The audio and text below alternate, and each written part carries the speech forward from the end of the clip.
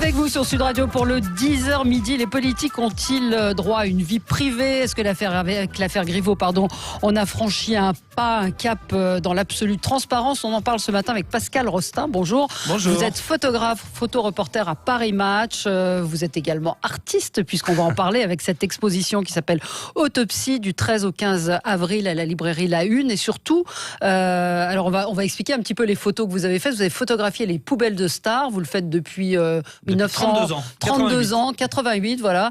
Et ce qui est formidable, c'est que pour ceux qui ont moins de moyens, ça va être dans tous les magasins Yellow Corner. On va pouvoir acheter dans ces galeries Yellow Corner. Ça devient accessible. Et on est présent, en plus de La Une, dans 117 galeries dans le monde, Yellow Corner. Donc c'est vrai que, en plus, La Une, nous, ça nous a fait marrer, La Une, parce que La Une a été ouverte en 1949 comme Paris Match, avec une exposition Picasso et Dubuffet. Et aujourd'hui, c'est Mouron-Rostin. Mouron-Rostin, parce qu'il faut citer votre acolyte Bruno Mouron, avec qui vous avez réalisé ces photos. Donc, à l'époque, on disait paparazzi. Vous avez planqué pendant des années les stars, les politiques. C'est vous qui avez réalisé la photo de Mazarine, Pinjot. Alors non, la photo de Mazarine, c'est pas vous, Mazarine, c'est notre agence, mais c'était Sébastien et Pierre, en fait, deux photographes qui travaillaient avec nous. Oui. Ouais. Qu'est-ce que vous avez pensé de l'affaire Griveaux ? C'est même pas une dérive, c'est même pas la frontière qui est franchie, c'est carrément une révolution. Et la révolution, elle est où ? Elle est tout simplement avec ces téléphones portables qui filment. C'est-à-dire que c'est aujourd'hui n'importe qui s'autoproclame journaliste et crée son propre média. La seule chose qui est heureuse dans cette histoire, c'est qu'il n'y a pas un média traditionnel, sérieux, qui a diffusé cette vidéo. Donc mais c'est vrai que cette pipolisation des hommes et des femmes politiques, elle n'est pas d'aujourd'hui. Elle a commencé en 63 avec John Fitzgerald Kennedy. Tout le monde se souvient évidemment de cette fameuse photo de John Jr. sous le bureau du Resolute par la petite trappe. Mais à l'époque, la famille Kennedy, enfin John Fitzgerald Kennedy et sa femme se servaient de leur famille. C'est-à-dire Caroline et John Jr. C'était chaque semaine dans les médias américains. C'était Caroline à la plage, c'était John à la montagne. Enfin, c'est vraiment les premiers qui ont ouvert cette boîte de Pandore, qui ont été suivis par les présidents, les hommes et les femmes politiques du monde entier. Alors c'est vrai qu'en France, à l'époque, c'était Tantivonne et le général de Gaulle, donc c'était pas vraiment le style de la maison.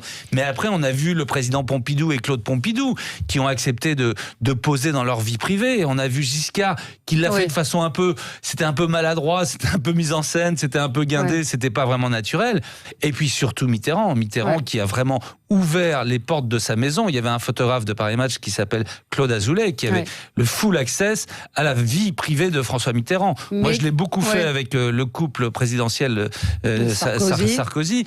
Mais c'est vrai que le premier, ça date de Kennedy. C'est les Américains qui ont créé cette politique. Mais est-ce que de cette politique et de cette pipolisation, on est obligé d'arriver à voir le sexe d'un homme politique en vidéo sur les réseaux sociaux? Non, mais c'est dramatique. Est-ce qu'en gros, ils récoltent ce qu'ils ont semé? Non, je vous en prie, Valérie. Non, je pense que là, c'est vrai que une étape a été franchie, que ça ne s'arrêtera plus et que voilà, c'est le drame de ces réseaux sociaux. C'est-à-dire que maintenant, si on a si on a un job dans le public, enfin dès qu'on a un métier un peu, on ne peut plus rien faire. Il faut être irréprochable. On ne peut plus. En tous les cas, je pense que c'est un sacré avertissement pour les hommes et les femmes qui ont un métier public aujourd'hui. Oui, parce que au-delà des réseaux sociaux, est-ce que vous incriminez ou pas les réseaux sociaux? C'est-à-dire que dans votre métier, vous aviez la qualification pour aller photographier ces gens. Aujourd'hui, il y a 66 millions de paparazzi ou de photos. Des milliards de faux journalistes. Et c'est vrai que sur les réseaux sociaux, il y a beaucoup de conneries qui sont publiées. Et franchement, Alors, est-ce que ça va pas faire du bien à la presse? Parce que justement, les gens vont peut-être se retourner vers des médias traditionnels avec une élégance et une déontologie. Mais vous pensez pas ce matin, on apprenait qu'il y a 4 millions de personnes qui ont visionné les vidéos de Benjamin Griveaux. Il y a un voyeurisme et un ricanement. Oui, mais honnêtement, les gens ont envie de voir. Donc, les gens ont envie de voir et heureusement, il n'y a pas un média traditionnel qui a diffusé cette vidéo. Alors justement, c'est dans ce qui a changé.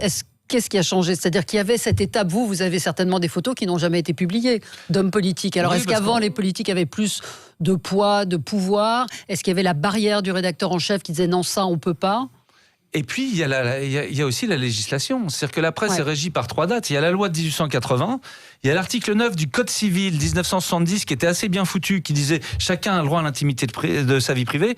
Coïncidence, juste après les révélations des frasques, de soi-disant frasques de Claude Pompidou. Et puis le nouveau Code pénal 94, l'article 221, qui en fait correctionnalise l'article 9. Ça veut dire quoi ?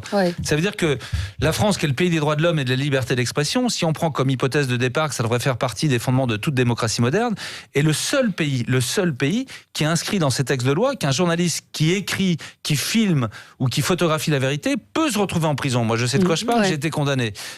Pourquoi vous aviez été condamné ? J'étais condamné, la première fois, c'est en 96.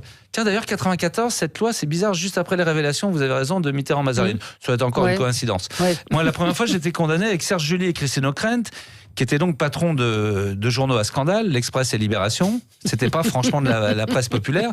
On avait eu l'audace de photographier Carlos, pas le chanteur de Big Bisou. Le terroriste. Et on se retrouve mis en examen pour atteinte à la vie privée.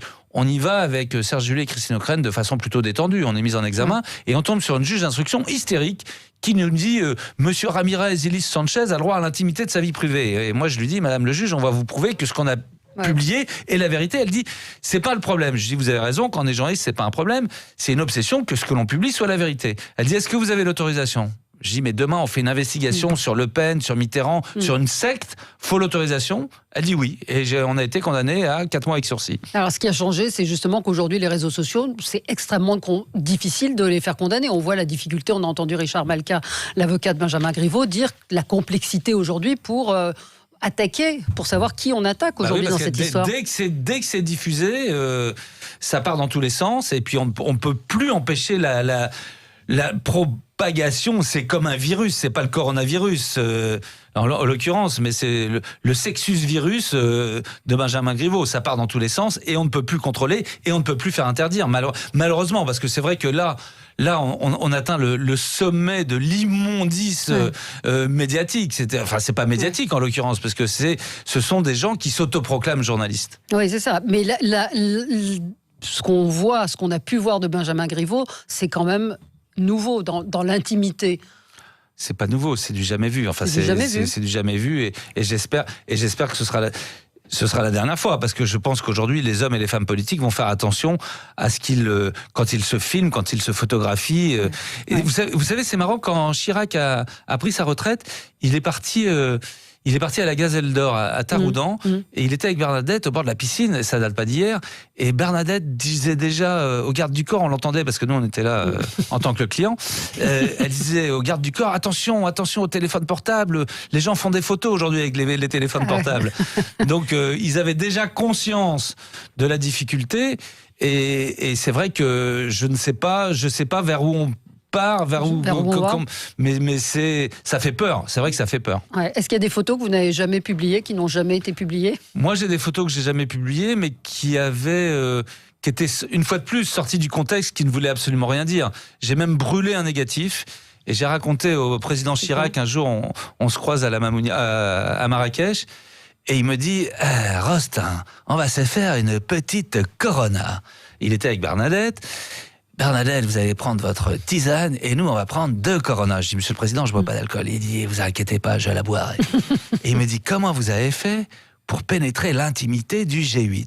Je dis, Monsieur le Président, je vais vous le raconter, mais il me dit, mais comment ils ont fait pour choisir les photos, ces 8 chefs d'État ? Parce que j'ai quand même passé 2 jours et 2 nuits avec Bush, Poutine, Chirac, Tony Blair, Gerhardt, Schröder, Benito Berlusconi, et il y avait Kuzomi, le Premier ministre du Japon. Et c'est quoi le G8 ? En fait, c'est 8 potes qui passent un week-end sans leur bonne femme, donc qui parlent de quoi ? De foot, de bagnole et de gonzesse. Ils sont comme tout le monde.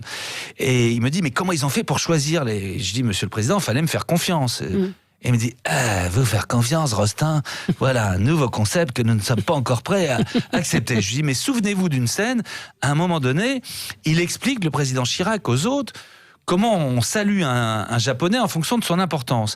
Et pour déconner, parce que les 2 plus gros déconneurs, c'était Benito Berlusconi et le Premier ministre du Japon, étonnamment, Kuzomi. Et Kuzomi dit, toi, bouge, Georges, t'es tellement important, il met un genou à terre, il se met à plat ventre devant Bush. Moi, je fais la photo, Et je réfléchis après, je me dis, il y a quand même un truc qui s'appelle Nagasaki, Hiroshima. Le Premier ministre du Japon à plat ventre devant le président des États-Unis. L'autre, il va rentrer à Tokyo, il va se faire harakiri. C'était. Et j'ai dit au président, j'ai dit à Chirac, cette photo, je l'ai brûlée. Il m'a dit, finalement, Rostin, vous êtes un gars épatant. Donc voilà, une photo donc, que vous avez brûlée. Il y a des photos, en effet, que l'on décide à un moment donné c'est pas déontologie, c'est-à-dire qui ne traduisent pas en fait ce qu'on voulait raconter, qu'on a peut-être le réflexe de faire, mais c'est plus souvent des photos dans des pays en conflit. Enfin, c'est aussi sur des faits divers, sur de la vie privée, sur de la vie privée.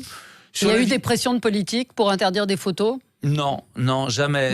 Vous parliez des photos de Mitterrand-Mazarine. Je peux vous dire que Paris Match, à l'époque, on avait demandé l'autorisation au président de diffuser les photos. Ouais, c'est ça. Alors, il n'avait pas autorisé, non, mais il n'avait pas interdit. Il y a un auditeur qui demande qu'est-ce qui est le plus indécent, le sexe de Benjamin Griveaux ou Mitterrand sur son lit de mort? Alors Mitterrand sur son lit de mort, la photo, franchement, ce qui est intéressant, c'est Daniel Mitterrand qui en avait parlé. Et Daniel Mitterrand avait dit, cette photo me gêne pas parce qu'il est digne, il est beau sur la photo. On s'était toujours demandé qui avait fait la photo. Ouais. Vous le savez aujourd'hui ? On le sait bien sûr parce qu'il y a eu une enquête du Monde, c'était un journaliste. C'est un journaliste qui avait pu... Oui, qui écrivait les mémoires de Daniel Mitterrand, qui avait eu accès. En tous les cas, on savait que c'était pas Jacques Lang, sinon il aurait posé sur la photo. Oui, c'est lui qui avait été cité. Voilà. Non, et elle trouvait cette photo digne. Elle a dit la seule chose qu'ils auraient pu me demander. Voilà, on aurait pu lui demander, mais la photo n'est pas indigne. Voilà. Et puis, vous savez, les hommes célèbres sur leur lit de mort, c'était. Ça se faisait à l'époque. Oui, il y avait les masques de mort, les masques mortuaires.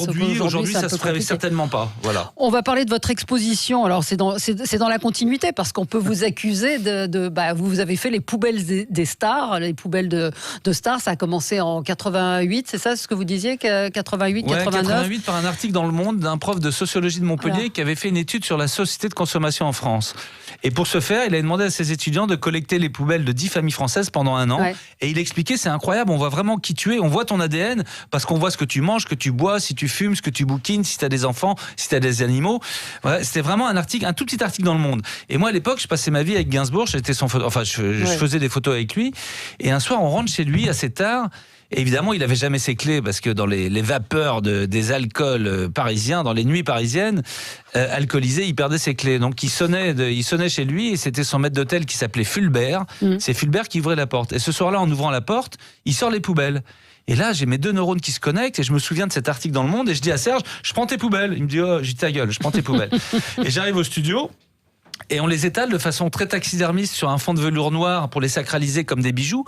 Avec Bruno, c'est une telle caricature de Serge, les paquets de gitane, les bouteilles de Ricard, c'est tellement incroyable qu'on a hésité à continuer. On s'est dit, les gens vont penser qu'on l'a imaginé tellement c'est caricatural.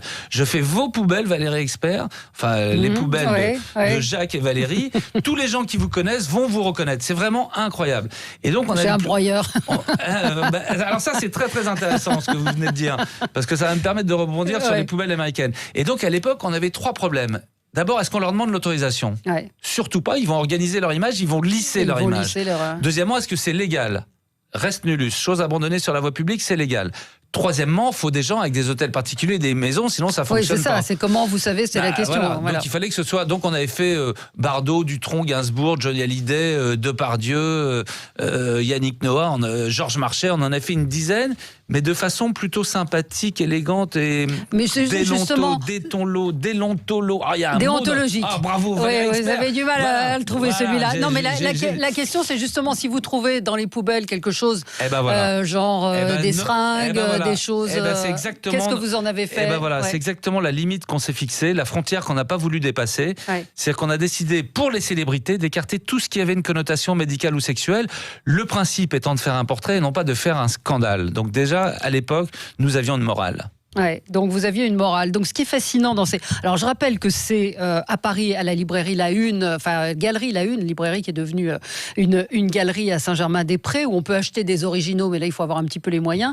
Et sinon il y a une excellente initiative des galeries Yellow Corner, donc dans plus de 100 galeries à travers le monde, où on peut acheter des copies qui sont numérotées ou pas, qui sont en nombre limité ou... Qui sont en nombre limité, mais qui sont ultra accessibles. Et donc on a décidé avec Yellow Corner justement de rendre accessible ce travail qui, c'est vrai, dans les salles de vente, dans les musées, dans les galeries, était vendu assez cher.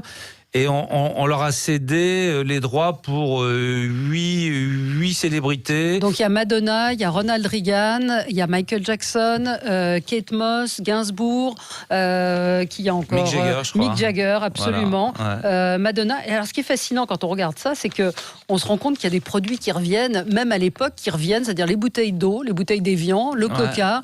Il y a une sorte de mondialisation. Vous avez raison. Et d'ailleurs, ça nous a inspiré le deuxième volet de cette étude. C'est-à-dire qu'il se trouve que j'ai un petit frère qui est archéologue, qui est directeur de recherche au CNRS.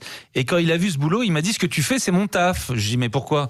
Il dit: imagine qu'on ait les poubelles de Napoléon, de Jules César. Il dit: si moi j'avais la photo de la poubelle d'une famille Maya ou Inca, parce qu'il est spécialisé sur les peuples amérindiens, j'aurais le prix Nobel d'archéologie. Et comme c'est ton petit frère, évidemment, tu l'écoutes pas. Et quelques mois plus tard, il y a une femme qui s'appelle Yamna Djelouli qui est venue me voir, qui est la présidente de l'université du Maine. Alors j'adore dire Maine, en fait c'est à Angers. C'est Angers. L'université du Maine, du Maine-et-Loire. Du Maine-et-Loire, pas du Maine. L'université du Maine, elle est la présidente de l'université du Maine en sociologie et, je vais faire mon crâneur, rudologie. Rudologie, c'est l'étude des ordures. Bravo, enfin une journaliste cultivée. Vous avez raison, ça vient du grec rudos, ou rudus en latin. L'étude des déchets, ça paraît paradoxal qu'on étudie les poubelles à l'université, sauf que ça crée des emplois dans des toutes petites sociétés, genre Suez Environnement, Veolia. La Terre produit chaque année, il faut que les gens comprennent, 4000 milliards de tonnes. Donc vous avez fait le tour du monde. Donc on a décidé de faire la première étude à l'échelle planétaire de la mondialisation en faisant les poubelles de familles anonymes dans 50 pays. Donc on a fait la Russie, la Chine, le Japon, l'Australie, le Qatar, l'île Maurice, le Congo, le Malawi, l'Algérie, la Polynésie, ce qui est assez sympa. Et donc ça va donner lieu à une grande exposition, là encore. Et en fait, c'est incroyable parce qu'on se rend compte de l'effacement des identités culturelles. C'est pour rebondir sur ce que vous disiez, l'effacement des identités culturelles des pays. Pour caricaturer, on va retrouver, vous avez raison, Nestlé, Coca, McDo, c'est absolument... Mais pareil que pour les célébrités, c'est vraiment un truc effrayant, incroyable. On se rend compte, de l'effacement des identités culturelles des pays. Donc c'est vraiment à voir. Si vous avez un Yellow Corner dans le coin, si vous êtes à Paris, allez voir les originaux. Ces tableaux, l'exposition s'appelle Autopsie, et c'est vraiment marrant de voir ce que Madonna en 90 avait dans sa poubelle, ou encore Ronald Reagan. Ronald Reagan, on n'a plus trop le temps, mais vous l'avez fait comment, Ronald Reagan? C'était quelle poubelle? Et c'est là où vraiment ça a explosé au niveau média. À l'époque, il était sénateur de Californie. Enfin non, il était président des États-Unis, mais comme il était ancien sénateur de Californie, il avait gardé sa maison à Bel Air. Et on s'est rendu compte en faisant sa poubelle, un week-end où il était venu, il venait de temps en temps, qu'il trichait sur son adresse. C'est-à-dire qu'il mettait 668 Saint-Cloud Road, alors que les papiers administratifs qu'il recevait, c'était 666, les chiffres du diable, Saint-Cloud Road. Et lui n'avait pas de broyeur de papier. Et dans sa poubelle, on a trouvé des papiers en tête, unité de stat, c'est quoi de service, le nom des gardes du corps. Et c'est là où ça a explosé au niveau médiatique, quand les gens ont vu que dans la poubelle du président des États-Unis, on trouvait les itinéraires de voyage qu'il allait faire. Merci beaucoup Pascal Rostand, vous aurez bien gardé 1 heure parce que c'était passionnant. Merci à vous. Donc tous les magasins Yellow Corner, 100 galeries à travers le monde, et à la librairie La Une, cette exposition. Merci à vous. On se retrouve nous dans un instant pour commenter l'actualité avec vous. À tout de suite sur Sud Radio.